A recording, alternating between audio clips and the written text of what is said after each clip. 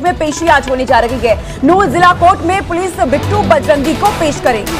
और आपको बता दें कि बिट्टू बजरंगी को पुलिस ने गिरफ्तार किया। फरीदाबाद से पुलिस ने इसको गिरफ्तार किया और बिट्टू बजरंगी पर दंगा भड़काने का आरोप लगा था, क्योंकि माना जा रहा था कि एक दिन पहले जिस तरीके से उसने वीडियो बनाया था उसको सोशल मीडिया पर वायरल किया था, इसके बाद से हिंसा भड़की है और इस पूरे मामले में अब उसको गिरफ्तार किया गया। अब आप देखिए तस्वीरों में सादी वर्दी में पुलिस की टीम ने उसको कॉलर पकड़ के धकेल के उसको ले गए और अब उसको कोर्ट में पेश किया जाएगा और आगे रिमांड मांगी जाएगी, जिसमें आगे इससे पूछताछ की जाए और ये पता चले कि आखिर नूंह हिंसा की साजिश किस रची थी, क्योंकि इसके पहले भी कई लोगों को गिरफ्तार किया गया है, उनसे पूछताछ की जा रही है और आरोप बिट्टू बजरंगी के ऊपर भी लग रहे थे कि इसने भी ऐसे भड़काऊ वीडियो पोस्ट किए थे, जिसके बाद से ये मामला और तूल पकड़ता चला गया।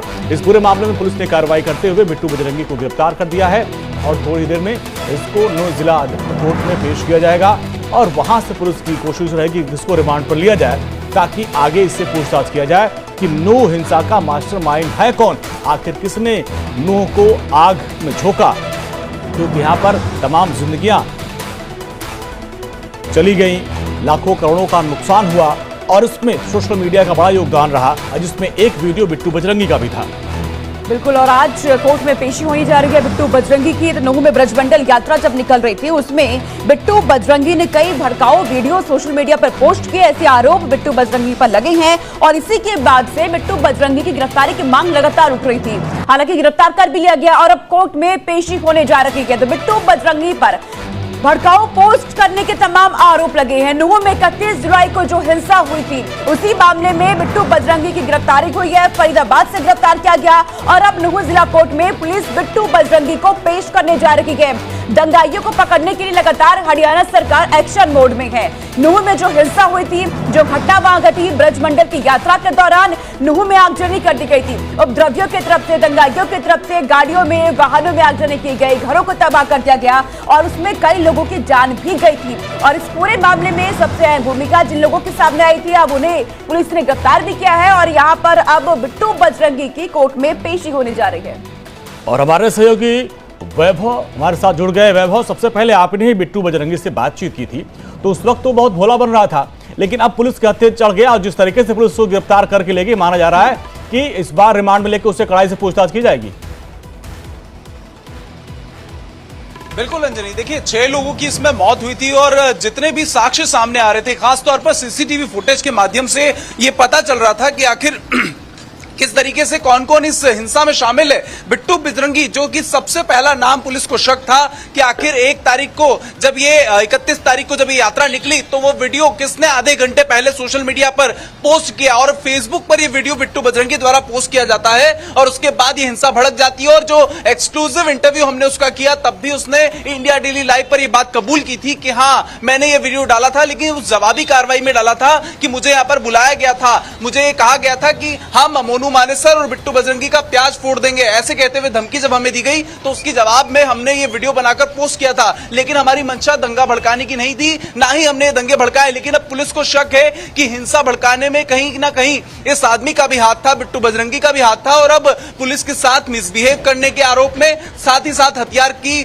खरीद फरोख्त करने के आरोप में भी इसको गिरफ्तार किया गया है। कई आईपीसी की अलग अलग धाराएं लगाई गई हैं और फरीदाबाद से जो कि इसका घर है वहां से इसे गिरफ्तार किया गया है। अब तक ये कह रहा था कि मैं जांच में खुलकर पुलिस प्रशासन का साथ देने के लिए तैयार हूं और इसीलिए पहले जब इसे गिरफ्तार किया गया तो जो पुख्ता सबूत हैं वो प्रशासन को नहीं मिले, जिसके बाद इसे जमानत पर छोड़ दिया गया था। लेकिन अब पुलिस को इसके खिलाफ कई फुटेज मिल चुके हैं, कई ऐसे सबूत मिल चुके हैं, साक्ष्य मिल चुके हैं जिसके बुनियाद पर, जिसके आधार पर अब इसे गिरफ्तार कर लिया गया है और रिमांड पे लेने की पुलिस इसको कोशिश करेगी ताकि इससे और पूछताछ की जा सके कि आखिर मोनू मानेसर का हाथ तो इसमें नहीं है या फिर कोई ऐसे और लोग इसमें शामिल तो नहीं है जो दाऊद यात्रा में आ रहा था। पुलिस ने गिरफ्तारी भी की है, तमाम सवाल जवाब भी हो रहे हैं। क्या बिट्टू बजरंगी ने इस दौरान कोई भी खुलासा किया है कि क्या और भी लोग इसमें शामिल थे इस हिंसा को भड़काने में?